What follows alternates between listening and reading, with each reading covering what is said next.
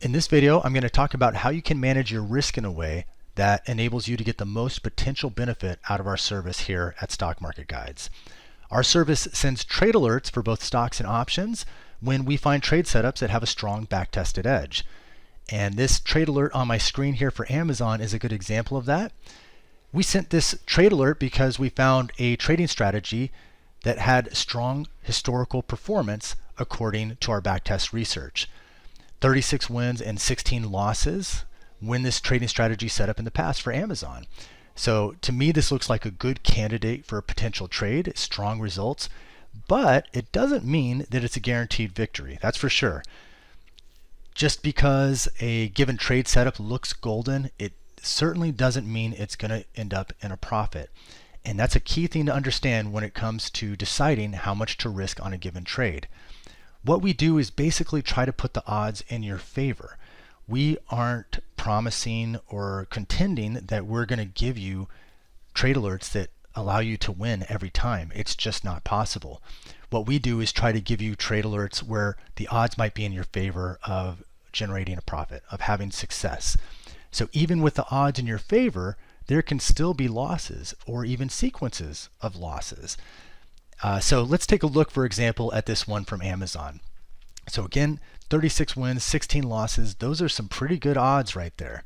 I'm going to look at the backtest to see the detailed breakdown. So I go here to the backtest, and what you can see here, without even going down the page at all, is that the most recent trade had a return of 3.77% the last time that this trading strategy set up. The one before that, the stock went down 8% during that trade. And the one before that, it went down 5%. And so that gives you an idea right off the bat of just how varied the performance of individual trades can be. Again, we saw that the overall performance was quite solid historically, but baked within that performance are individual results that are scattered all over the place. And it's important to be aware of that for a couple of reasons. One, if you have a bad trade outcome from any given trade alert, it doesn't mean the system's broken or that this doesn't work. I'm showing you right now in this example that there are bad trade outcomes even when the overall performance is solid historically. So a single trade outcome does not define how well a system does. And it's the same if you have a trade outcome that's really good. That doesn't necessarily automatically mean that's a great trading system.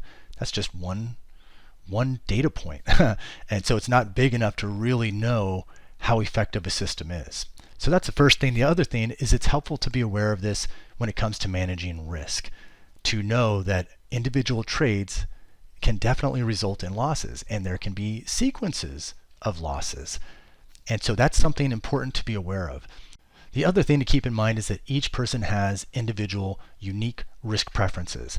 And so one person might be more risk averse, in which case they might use smaller position sizes, whereas another person might have a large risk appetite. And ultimately, only you can know what works for you. And so you're therefore responsible for making sure you take position sizes that you're comfortable with. One indication of what your preferences are when it comes to risk is how it feels when you take an individual loss. If it feels really heavy and it's kind of like, just gives you a really strong emotional charge that's tough to deal with, that could be a sign that you're taking too big of a position size. Now, if you go into our trade alerts here, for example, our 1 week trades, we do indicate here a position size. And we do this mainly to make it as easy as possible for people to follow along with the trade alerts. But we're not saying you need to take a 10% position size in this example. We're just giving you an indication of something you could do that's kind of a standard way that you can go about managing your portfolio. But when you go in and actually do the position size calculation, you can change this to be whatever you want it to be. You can make it a smaller number or a larger number based on whatever your own preferences are. So those are the insights we have to offer you when it comes to managing risk. If you have any questions, you can contact us anytime.